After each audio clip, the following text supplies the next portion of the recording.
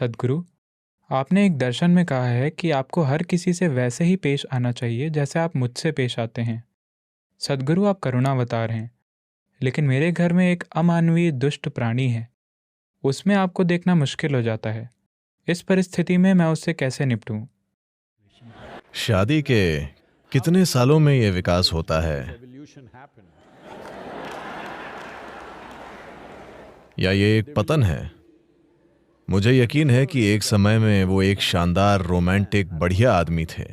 मैं नहीं जानता कि शादी के कितने सालों में वो एक दुष्ट जीव बन जाते हैं। और आपकी कितनी भूमिका है एक दुष्ट जीव के निर्माण में? देखिए, खासकर अगर वो एक दुष्ट जीव हैं, अगर ऐसा है तो ये आपका नजरिया है। लेकिन खासकर अगर कोई व्यक्ति एक दुष्ट जीव है आपके घर में या आपके ऑफिस में या आप जहां भी हैं, आपका किसी चीज को एक खास तरीके से देखना उनके बारे में नहीं है, ये आपके बारे में है। क्या आप अपनी आंखों को, अपने मन को, अपने दिल को, अपने शरीर को सुखद रखना चाहती हैं या दुखद? आप इस बारे में अपना मन बना लीजिए।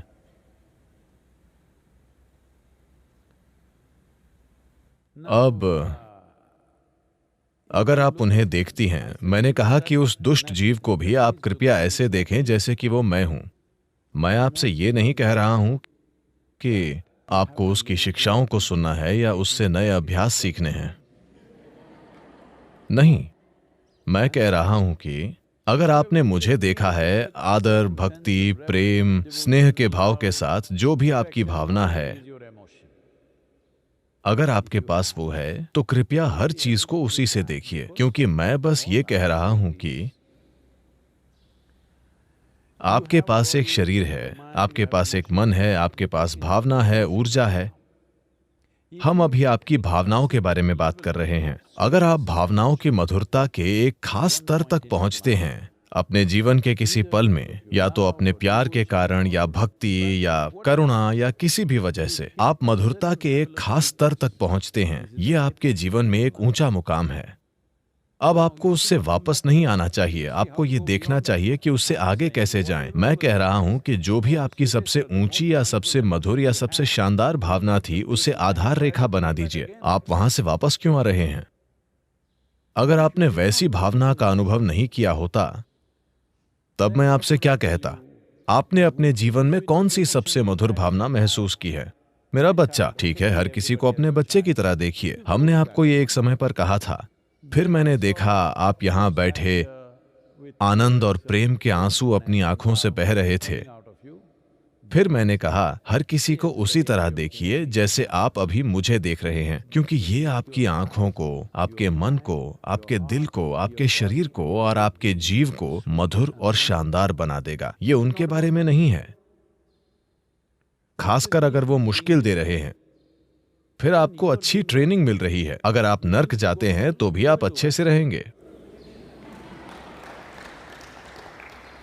हाँ, क्योंकि किसी ने आपको गारंटी नहीं दी है। क्या मैंने आपसे कभी कहा है कि मैं आपको स्वर्ग का टिकट दिला दूंगा? मैं आपको लगातार धमकाता रहा हूं कि चीजें यही होंगी।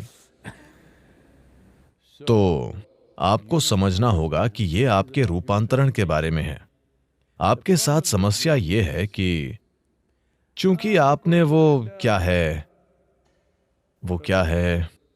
वैसे भी मैं कोई नाम नहीं लेना चाहता। आपने वो सारी रोमांटिक किताबें पढ़ी जब आप एक टीनेजर थे और फिर आपने हर तरह की चीजों की कल्पनाएं कर लीं। सबसे पहले तो आप खुद के साथ ईमानदार नहीं हैं। आपके हार्मोन असर दिखा रहे हैं। अचानक आप किसी को देखते हैं, वाह, मुझे यकीन नहीं होता वो इतनी सुंदर है, वो कितनी जबरदस्त है, वो कितना हैंडसम है, वो कितना अच्छा है, हर चीज जो वो करता है। आप खुद को बकवास से भर रहे हैं।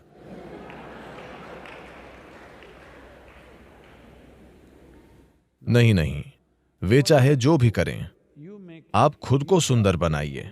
अब अगर वे दुष्टता भरी चीजें कर रहे हैं, आप फिर भी शानदार हैं। ये बात अलग है, आप जानते हैं कि वे दुष्टता भरी चीजें कर रहे हैं और आप तब भी शानदार हैं। ये असाधारण है। वे दुष्टता भरी चीजें कर रहे हैं लेकिन आप सोचते हैं कि वे सुंदर चीजें कर रहे हैं। ये मूर्खतापूर्ण बकवास है।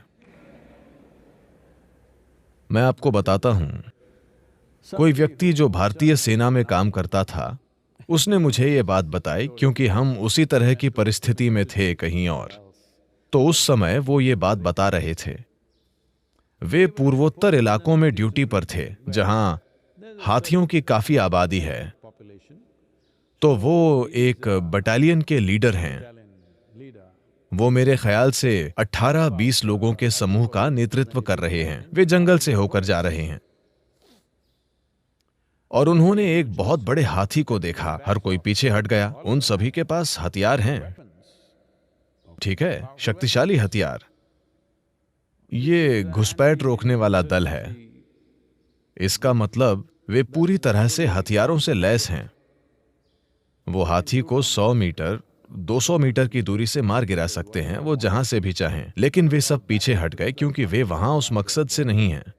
लेकिन वो मुझे ये इसीलिए बता रहा था क्योंकि इस तरह की एक परिस्थिति एक दक्षिण भारतीय व्यक्ति के साथ हुई। तो अचानक उस ग्रुप में एक तमिल आदमी था जो सार्जेंट यानी एक हवलदार था। उसने अपने हथियार नीचे रख दिए और कहा, गणपति आ गए हैं, गणेश गणेश। और वो एक मंत्र का पाठ करने लगा। वो किसी गणपति मंत्र को जानता था। वो जाप करने लगा। वो सामने दौड़कर हाथी के पास चला गया, बस 50 फुट दूर, और घुटनों के बल बैठ गया और जोर जोर से मंत्र का पाठ करने लगा। हाथी ने उसे देखा। ये कौन बेवकूफ है जो उसे हर तरह के नामों से पुकार रहा है जो उसे अच्छे नहीं लगते। और ये लोग देख रहे हैं किस तरह का चमत्कार हो रहा है। हाथी बस वहां खड़ा है और ये आदमी अपने घुटनों के बल बैठा मंत्र का पाठ कर रहा है। हाथी बहुत तेजी से आगे बढ़ा और 2 सेकंड के भीतर या शायद 5 सेकंड में वो उस आदमी के ऊपर था। उसने उसे कुचल दिया, पीछे घुमा और चला गया। ये लोग भौचक्के रह गए और वे उसे बस कुचले जाते देखते रह गए। फिर कुछ लोगों ने हथियार निकाल लिए। जिस आदमी को मैं जानता था जो इस टोली का इंचार्ज था, उसने उनको शांत किया क्योंकि वो पहले ही मर चुका था। एक पल में वो आदमी मर गया था। मैं आपसे ये इसीलिए कह रहा हूं कि हाथी आपके साथ, जंगली हाथी आपके साथ अच्छी चीजें नहीं करेगा बस इसलिए क्योंकि आप उसे भगवान कहते हैं, आप उसे गणपति कहते हैं और उसकी पूजा करने की कोशिश करते हैं। वो नहीं करेगा, वो वही करेगा जो उसे करना है। इसी तरह आपके घर में जो प्राणी है वो वही करेगा जो उसे करना है, जो भी उसका गुण है। मैं सिर्फ आपके बारे में बात कर रहा हूं। आप हमेशा जीवन को एक रिश्ते के रूप में सोचते रहे हैं। नहीं नहीं, मैं चाहता हूं कि आप समझें, आपके पैदा होने से पहले या जब आप पैदा हो रहे थे तब भी आपका अपनी मां के साथ भी कोई रिश्ता नहीं था।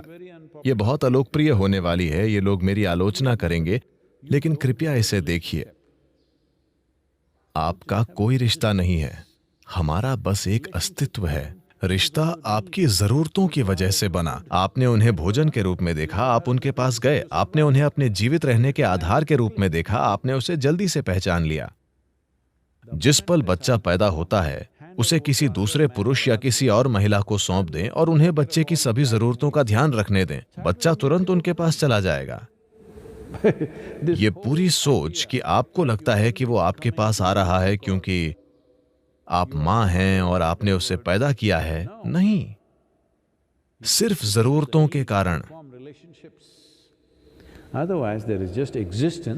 वरना केवल अस्तित्व है। ये अस्तित्व या तो सचेतन हो सकता है और एक अद्भुत उपस्थिति में रह सकता है और इसके लिए उपलब्ध हो सकता है, या बस सर्कस करता रह सकता है। शुरू में आपकी माँ सब कुछ थीं, वो सबसे अद्भुत प्राणी थीं, और फिर आप बड़ी हो गईं, आप एक किशोर बनी और आपने एक लड़के को देखा, वो सबसे शानदार आदमी था पूरी दुनिया में। जब आपकी माँ बीच में आई, अचानक आपको उनसे नफरत होने लगी।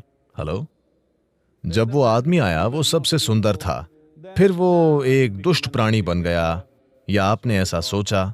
अब आप सोचती हैं कि वो सबसे बुरा इंसान है। ये चलता रहता है। मैं चाहता हूं कि आप समझें कि सुंदरता और बुराई दोनों आप बना रहे हैं। मैं आपसे ये बनाने के लिए, मैं आपसे ये सोचने के लिए नहीं कह रहा हूं कि ये व्यक्ति जो कुछ भी कर रहा है वो शानदार है। ये जीवित होने का एक मूर्खतापूर्ण तरीका है। ये सिर्फ इतना है कि अगर आप सब कुछ देखते हैं तो आपके पास जो भी चरम अनुभव है उसे आधार बनाएं। This is growth. यही विकास है। आपने सांप और सीढ़ी का खेल खेला है? Swing, swing. आपने वो खेल खेला है, सांप और सीढ़ी का खेल? जब आप इस खेल को खेलते हैं तो आपका इरादा एक बार सीढ़ी चढ़ने के बाद वापस आने का नहीं होता। आप एक सांप को नहीं छूना चाहते हैं, आप एक और सीढ़ी खोजना चाहते हैं, एक और सीढ़ी ऊपर जाना। ये जीवन की एक सहज अभिव्यक्ति है। तो एक बार जब आप अपने भीतर मिठास का एक निश्चित स्तर जान लेते हैं तो इसे नीचे मत लाइए। यही आधार होना चाहिए। अगला स्तर बेहतर और बेहतर होना चाहिए। इसीलिए जब मैंने कहा अभी आप यहां पर परमानंद के आंसुओं और मेरे साथ ऐसे प्यार से बैठे हैं, Then I said, let this be the basis. फिर मैंने कहा ये आधार होना चाहिए, इससे नीचे मत जाइए। हर चीज को इस रूप में देखें, कम से कम इतना तो होने दें। अगर ये लगातार हो रहा है, बार बार हो रहा है, तो निश्चित रूप से आप एक और सीढ़ी ले लेंगे। बस थोड़ा सा समय लगेगा। नीचे मत आइए, मैंने बस यही कहा है। और कृपया उसका एक बुरे प्राणी के रूप में वर्णन न करें। बेचारा आदमी।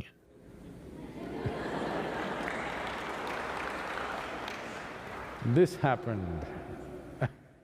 ये हुआ। मुझे लगता है कि मैं आपको बता चुका हूं। हो सकता है कि इन दिनों में से पहले मैं आपको बता चुका हूं, मुझे याद नहीं है, लेकिन मुझे इसे फिर से बताना चाहिए। शंकरन पिल्लई ने सोचा कि उसकी पत्नी का चक्कर चल रहा है। उसने एक जासूस को काम पर रखा। मैं इसे जल्दी जल्दी कह रहा हूं, सिर्फ आपको याद दिलाने के लिए। उसने कहा, मुझे उसके खिलाफ सबूत चाहिए। तो जासूस घर के बाहर इंतजार कर रहा था। उसकी पत्नी घर से बाहर निकली, उसने उसका पीछा किया तो वो एक पार्क के पास गाड़ी पार्क करके अंदर चली गई। एक आदमी बेंच पर बैठा था। जैसे ही उसने इसे देखा, वो दौड़ता हुआ आया, वो दौड़ते हुए गई। वे एक दूसरे से गले मिले, हाथ पकड़े और बेंच पर बैठकर हंसी खुशी बातें करते रहे। उसने पूरा वीडियो लिया और कुछ ही घंटों में वो शंकरन पिल्लई के कार्यालय में आया और कहा, मुझे वो सबूत मिल गए हैं जो आप चाहते थे। सिर्फ एक दिन में मैंने अपना काम किया, मेरे पास इसका सबूत है, ये वीडियो देखिए। शंकरन पिल्लई ने वीडियो देखना शुरू किया और कहा, नहीं, मैं इस पर विश्वास नहीं कर सकता। नहीं नहीं, ये नहीं हो सकता, ये इस पर विश्वास नहीं कर सकता। जासूस बोला, आप किस पर विश्वास नहीं कर सकते? ये एक वीडियो है, ये बनाया हुआ नहीं है, ये वही वीडियो है जिसे मैंने अभी लिया है। उसने कहा, बात वो नहीं है मूर्ख, मैं विश्वास नहीं कर सकता कि वो इतनी मजेदार है। इसलिए After 15 days is over. 15 दिनों के बाद जब आदमी कहीं दूर चला जाता है तो आप देखेंगे कि वो कितना मजेदार था। खुद के साथ ऐसा मत कीजिए।